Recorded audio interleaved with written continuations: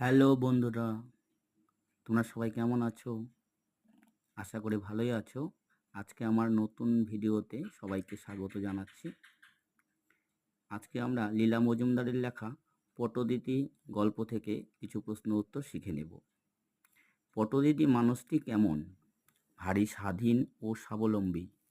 পটদিতি গল্পটি মূল গ্রন্থের নাম কি? খেরোর খাতা স্মৃতিচারণমূলক গ্রন্থের 10 নং গল্প ছিল পটদিতি। কার কথা বলার বিরাম নেই? পটদিদির।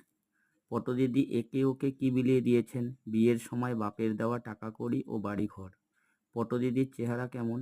শ্যামলা রং, মোটা শরীর, কটকটা নাক মুখ এবং ঈগল পাখির মতো চাহনি। কোন বিষয়ে কোনো প্রশ্নই উঠতে পারে না?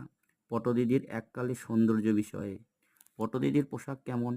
আনাড়ি হাতে জোড়াতালি দেওয়া জামা আর সরু পাড়ের মিলের কাপড় পরনে, পায়ে সবুজ ক্যানভিসের জুতো। জুতোতে পটদিদি কী দিয়ে রং করেছেন? ভাইপোর বাড়ির জানালা দরজা রং হওয়ার সময় পড়ে থাকা টিনের সবুজ রং। কোন রং ময়লা হলেও টের পাওয়ার জো নেই? সবুজ। কিসের পিছনে 1 পয়সাও খরচ নেই? জুতো। পটদিদি সম্পর্কে লেখিকার কে হন? লেখিকার মায়ের বয়সী নন্দিনী।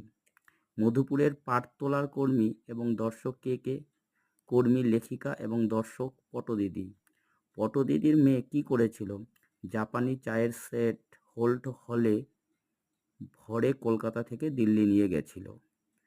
সবাইকে স্বাগত জানাচ্ছি সেকেন্ড এসএলএসটিতে অংশগ্রহণ করে নিজের ভাগ্য বদল করার জন্য।